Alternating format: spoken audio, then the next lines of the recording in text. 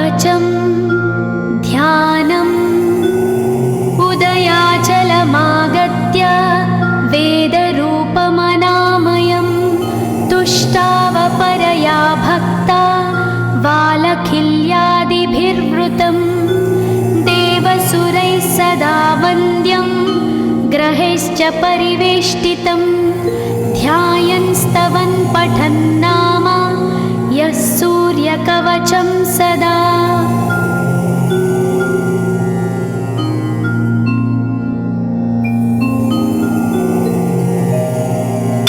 कवचं गृणिः पातु शिरोदेशं सूर्यः पालं च पातु मे आदित्यो लोचने पातु श्रुतिपातः प्रभाकरः घ्राणं पातु सदा भानो अर्कपातु तथा।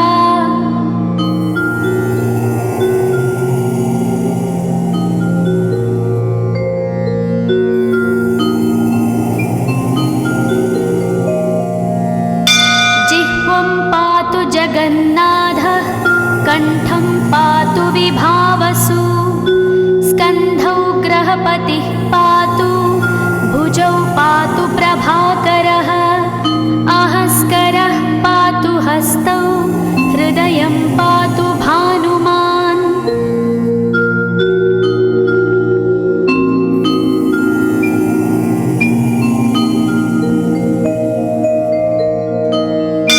मध्यं च पातु सप्ताश्वो नाभिं पातु नभोमणिः द्वादशात्मा कटिं पातु सविता पातु सक्तिनी ऊरू पातु सुरश्रेष्ठो जानुनी पातु भास्करः जङ्घे पातु च मार्ताण्डो गुल्फौ पातु त्विषाम्पतिः।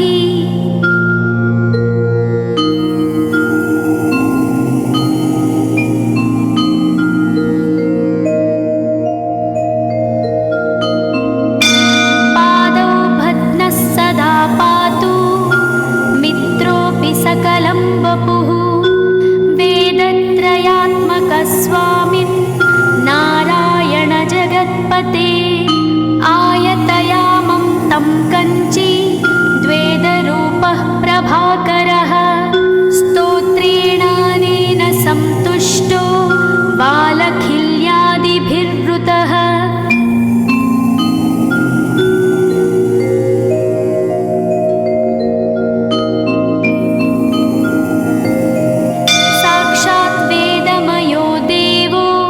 रथारूढः समागतः तं दृष्ट्या सहस्तोत्थाय दण्डवत् प्रणमन् भुवि कृताञ्जलिपुटो भूत्वा सूर्यस्याग्रे स्तुवत्तदा वेदमूर्तिः महाभागो ज्ञानदृष्टिर्विचार्य च ब्रह्मणा स्थापितं पूर्वं यथा यमाविवर्जितम्।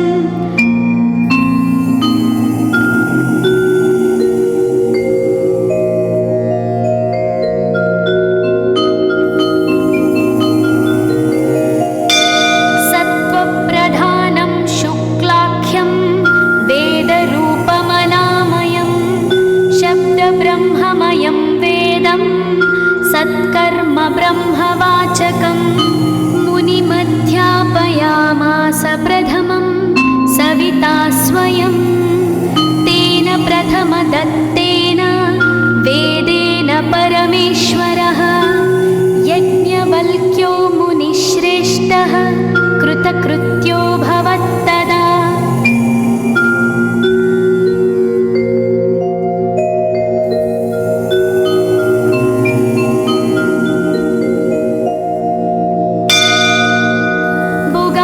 सकलान् वेदान् ज्ञातवान् सूर्यसन्निधौ इदं स्तोत्रं महापुण्यं पवित्रं पापनाशनं यः पठेच्छृणुयात्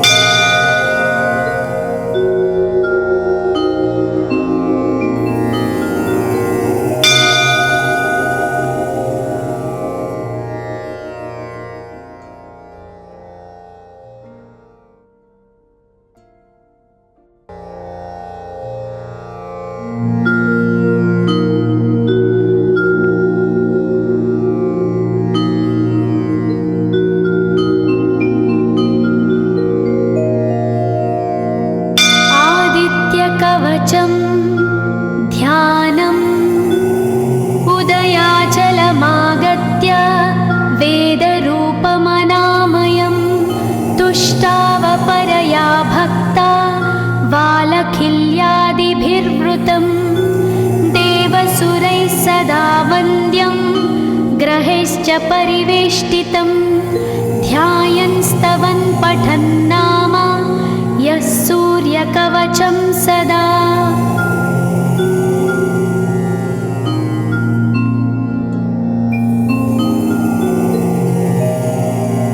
कवचं गृणिः पातु शिरोदेशं सूर्यः पालं च पातु मे आदित्यो लोचने पातु श्रुतिपातः प्रभाकरः घ्राणं पातु सदा भानो अर्कपातु तथा।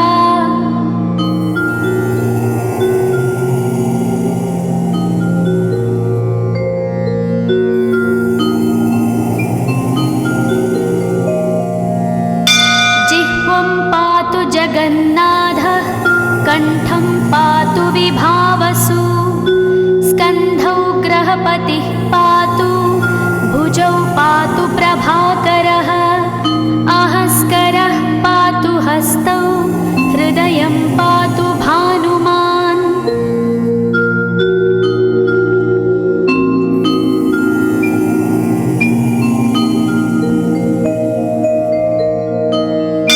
मध्यं च पातु सप्ताश्वो नाभिं पातु नभोमणिः द्वादशात्मा कटिं पातु सविता पातु सक्तिनी ऊरू पातु सुरश्रेष्ठो जानुनी पातु भास्करः जङ्घे पातु च मार्ताण्डो गुल्फौ पातु त्विषाम्पतिः।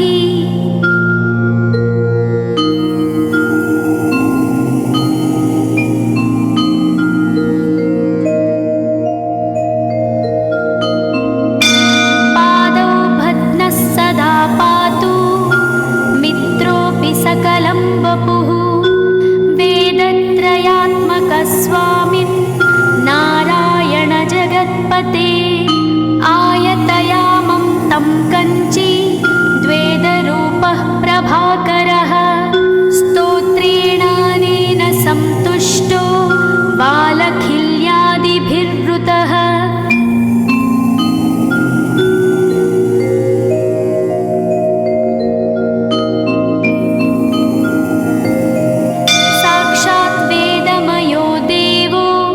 रथारूढः समागतः तं दृष्ट्या सहस्तोत्थाय दण्डवत् प्रणमन् भुवि कृताञ्जलिपुटो भूत्वा सूर्यस्याग्रे स्तुवत्तदा वेदमूर्तिः महाभागो ज्ञानदृष्टिर्विचार्य च ब्रह्मणा स्थापितं पूर्वं यथा यमाविवर्जितम्।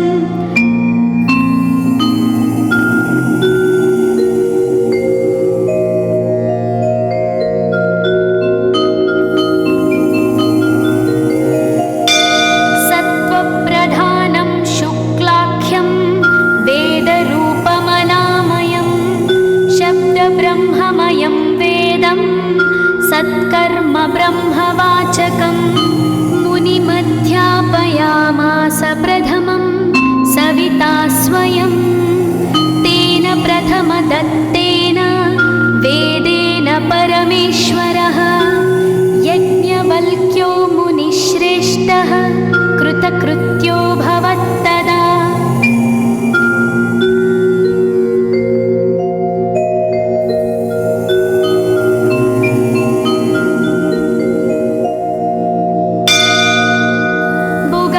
सकलान् वेदान् ज्ञातवान् सूर्यसन्निधौ इदं स्तोत्रं महापुण्यं पवित्रं पापनाशनं यः पठेत् शृणुयात्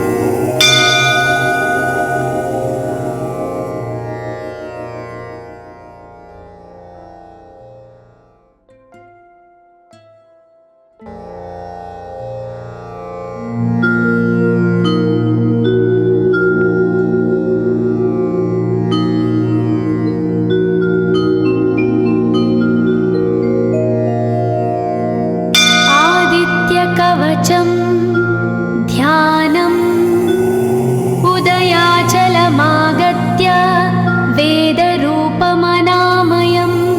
तुष्टावपरया भक्ता वालखिल्यादिभिर्वृतं देवसुरैः सदा वन्द्यं ग्रहैश्च परिवेष्टितं ध्यायन् स्तवन् पठन् नाम यः सूर्यकवचं सदा।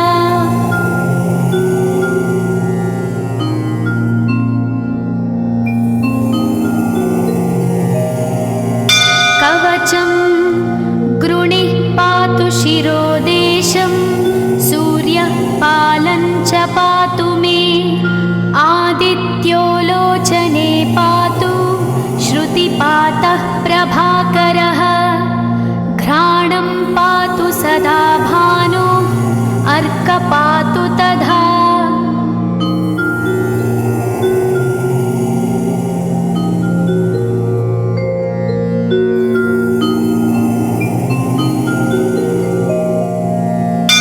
जिह्वं पातु जगन्नाथः कण्ठं पातु विभावसु स्कन्धौ ग्रहपतिः पातु भुजौ पातु प्रभाकरः अहस्करः पातु हस्तौ हृदयं पातु भानुमान्।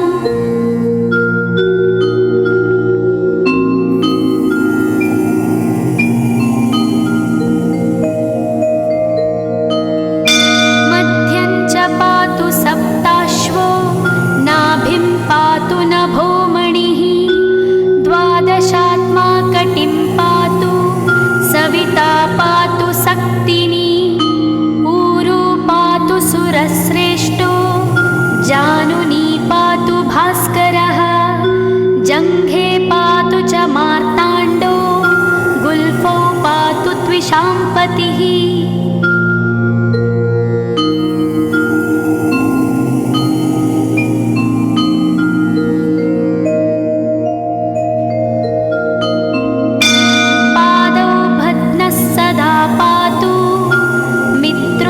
सकलं वपुः वेदत्रयात्मकस्वामिन् नारायण जगत्पते आयतयामं तं कञ्ची द्वेदरूपः प्रभाकरः स्तोत्रेणानेन सन्तुष्टो वालखिल्यादिभिर्वृतः।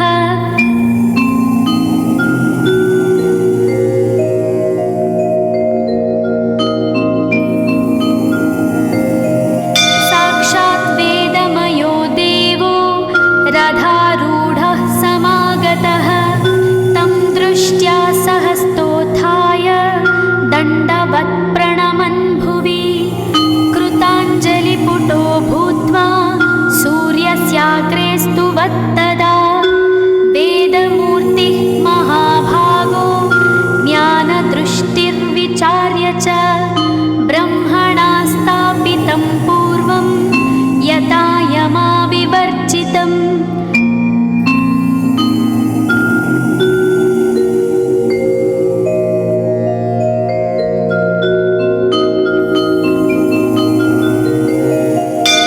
सत्त्वप्रधानं शुक्लाख्यं वेदरूपमनामयं शब्दब्रह्ममयं वेदं सत्कर्म ब्रह्मवाचकं मुनिमध्यापयामास प्रथमं सविता स्वयं तेन प्रथमदत्तेन वेदेन परमेश्वरः यज्ञवल्क्यो मुनिश्रेष्ठः कृतकृत्यो भवत्तदा।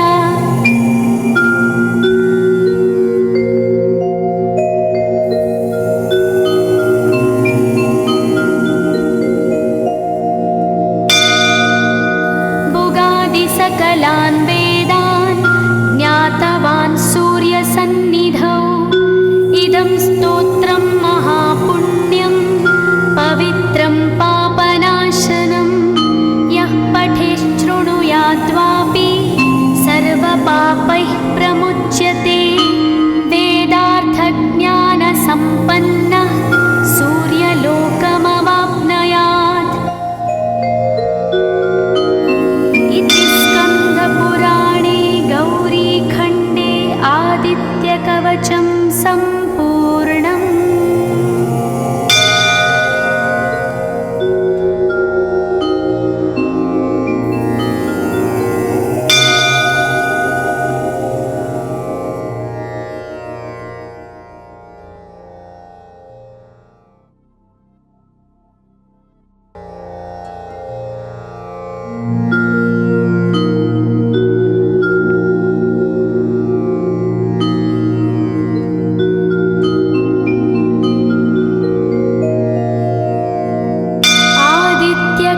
कवचं ध्यानम् उदयाचलमागत्य वेदरूपमनामयं तुष्टावपरया भक्ता वालखिल्यादिभिर्वृतं देवसुरैः सदा वन्द्यं ग्रहैश्च परिवेष्टितं ध्यायन् स्तवन् पठन् नाम यः सूर्यकवचं सदा।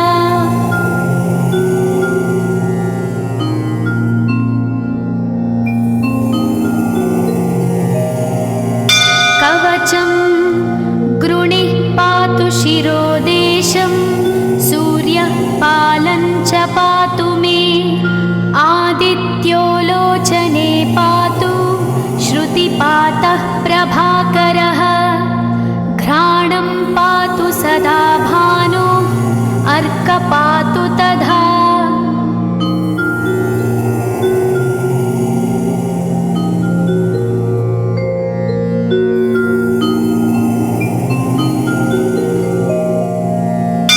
जिह्वं पातु जगन्नाथः कण्ठं पातु विभावसु स्कन्धौ ग्रहपतिः पातु भुजौ पातु प्रभाकरः अहस्करः पातु हस्तौ हृदयं पातु भानुमान्।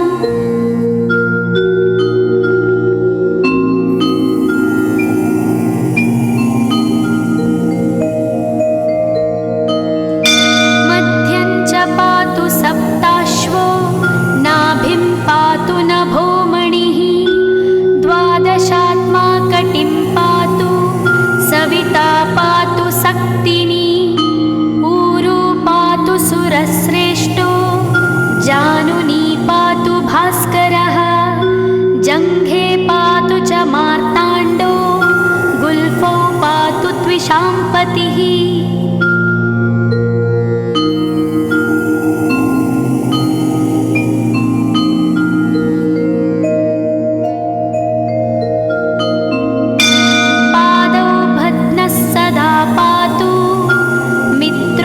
सकलं वपुः वेदत्रयात्मकस्वामिन् नारायण जगत्पते आयतयामं तं कञ्ची द्वेदरूपः प्रभाकरः स्तोत्रेणानेन सन्तुष्टो वालखिल्यादिभिर्वृतः।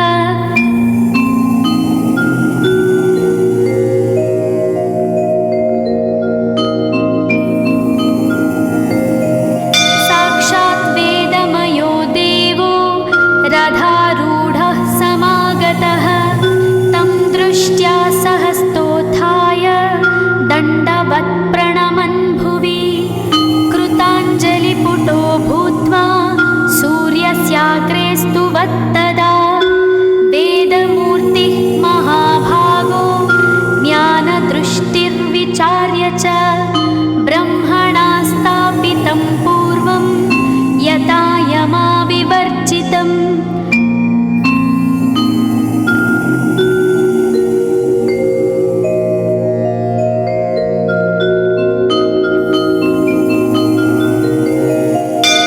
सत्त्वप्रधानं शुक्लाख्यं वेदरूपमनामयं शब्दब्रह्ममयं वेदं सत्कर्म ब्रह्मवाचकम् मुनिमध्यापयामास प्रथमं सविता स्वयं तेन प्रथमदत्तेन वेदेन परमेश्वरः यज्ञवल्क्यो मुनिश्रेष्ठः कृतकृत्यो भवत्तदा।